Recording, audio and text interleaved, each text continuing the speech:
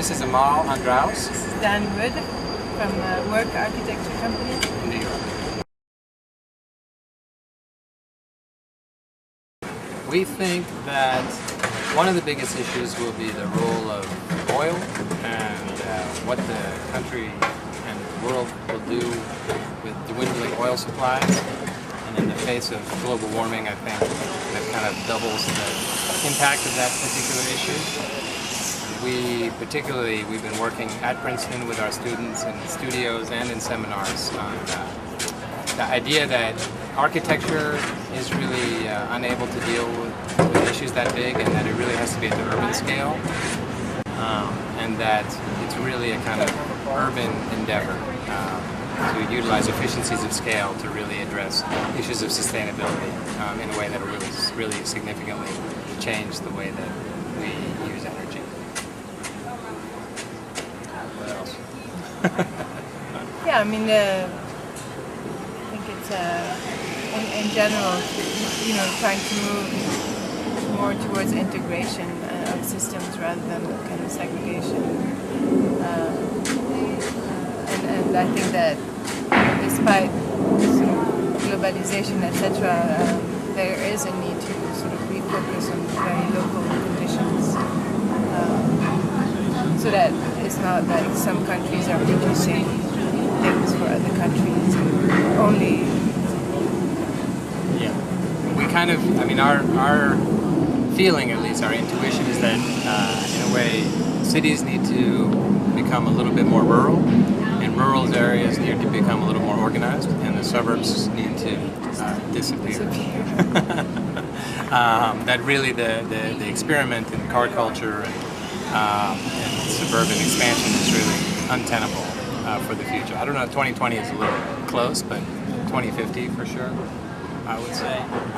And this project here, PF1, Public Farm 1, is kind of first very small experiment in urbanization, which is the integration of rural elements into our cities. Yeah, and I think that, I mean, of course, the notion of urban farm has been, it was there in the 70s, it's still there with community gardens, etc., etc. But for us, it's really a kind of architectural and urban piece.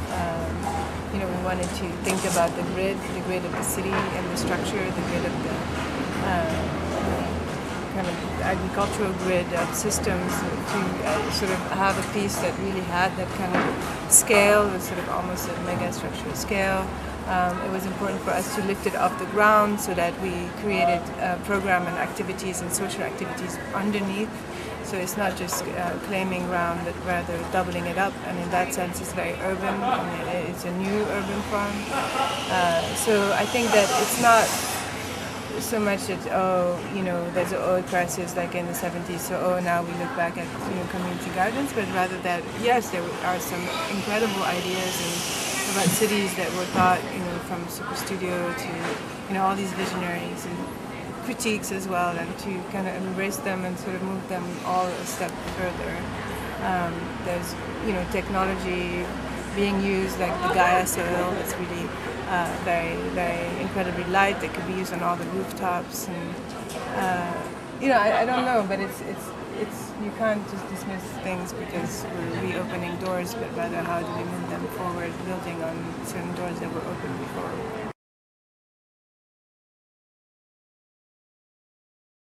Project here, which is fairly small. I mean, it's a 4-month-long project. It's like a quarter of an acre farm.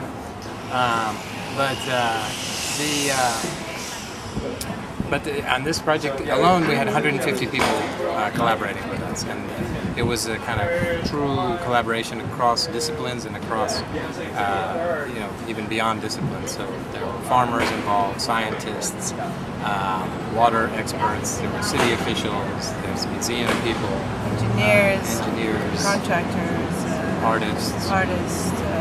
The list goes on and on. And I think it was very interesting for when we gave the credit list to PS1. They were like, it's 3 times longer than any credit list we've ever had. And we're like, that's the whole point. Is we don't think architects,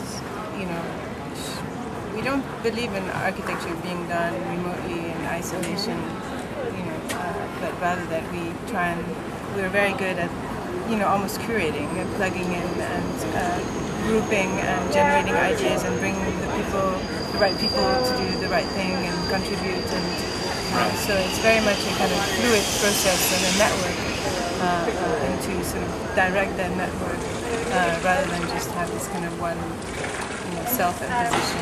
Right. And while I think we fully invested and believe still strongly in the idea of the architect as a generalist, as a kind of expert who is able to kind of be plopped down in any kind of different situation and adjust to it and answer it with architecture.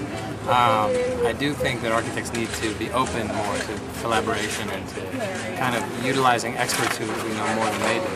And the architect's role is to kind of add design to integrate it with the other aspects of the building.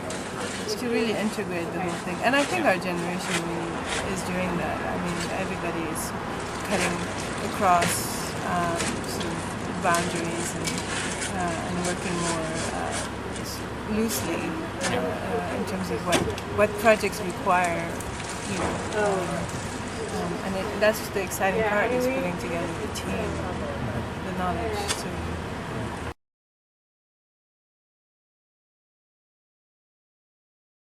Students are critical because they are the most critical. They should remain the most critical. And the most visionary, never, keep thinking at the level of ideas that is not yet, that is informed by real pressures, but sort of not constrained by them in the same way that one is, post-student life. I think, students are where it's at. Schools are listening to the students, and it's the students that want to know more about, growing food than the teachers.